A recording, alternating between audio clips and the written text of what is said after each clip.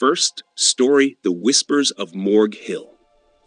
It was a quiet November night when I began my shift at the county morgue in Franklin Falls, New Hampshire.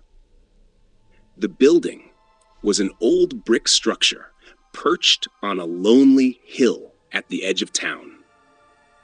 Locals called it Morgue Hill. Wow, fine. A nickname born from the stories of unexplained noises and shadows that danced on its walls after dark. My work as a pathologist was routine. I had seen the worst humanity had to offer, and over time, death became just another puzzle to solve. That night, I was assigned a case that sent a chill down my spine before I even opened the file.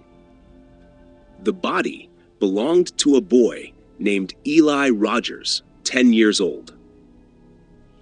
He had been found in the woods near his home, his eyes wide open and a look of pure terror etched on his face.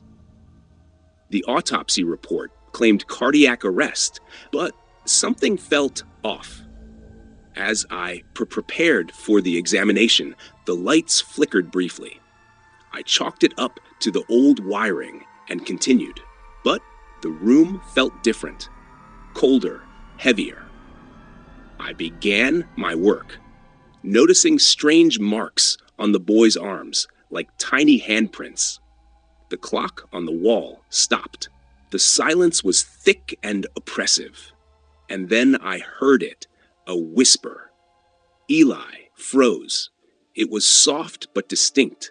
I looked around, expecting to find a colleague playing a cruel joke. But the morgue was empty. The voice came again, this time closer. Eli was mine. Panic set in. I backed away from the table, my breath coming in shallow gasps.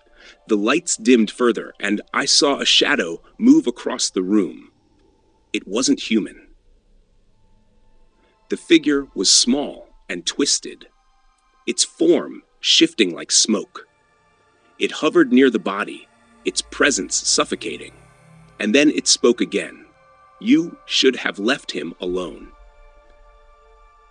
With a burst of courage fueled by fear, I grabbed a scalpel and swung it blindly through the air. The shadow vanished, and the lights returned to normal. Shaking, I looked down at Eli's body. The marks on his arms had faded, but his expression had changed. His once terrified face now wore a twisted smile. I left the morgue that night and never returned.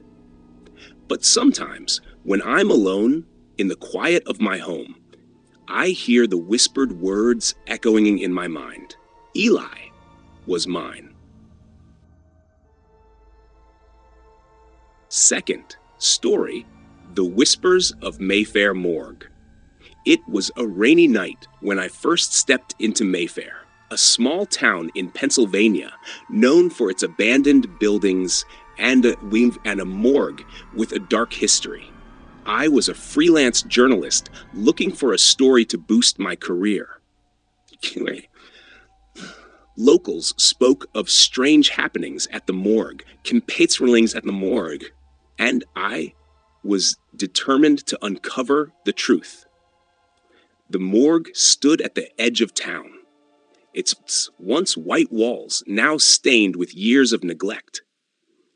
As I pushed open the creaking door, a chill ran down my spine.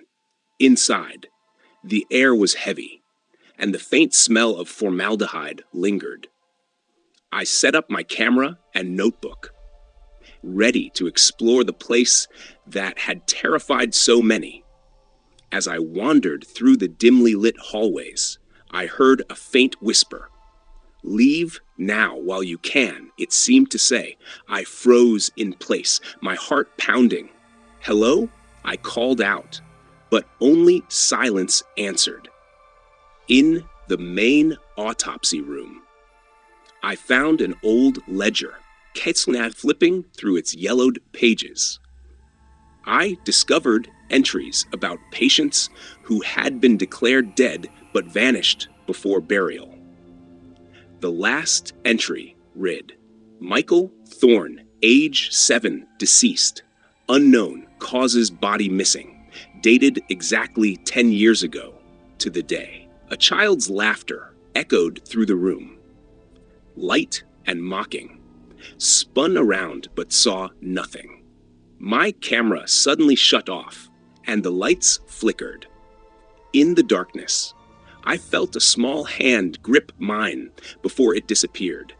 Terrified, I ran towards the exit, but the door slammed shut in front of me. The whispers grew louder, a chorus of voices pleading. Help us, find us. Overwhelmed, I yelled, What do you want from me? Suddenly, a figure materialized before me. It was a boy, his eyes hollow, his skin pale. Find the truth, or join us, he whispered before fading into the darkness. I managed to escape that night, but Mayfair Morgue still haunts me. The ledger and its secrets remain untouched in my bag. Reminder of the whispers that call for justice in the silence of the morgue. Third story, The Whispers of Morton's Morgue. It was a quiet night in Morton, a small town hidden in the woods of Maine. I had just started my new job as a night attendant at Morton's Morgue.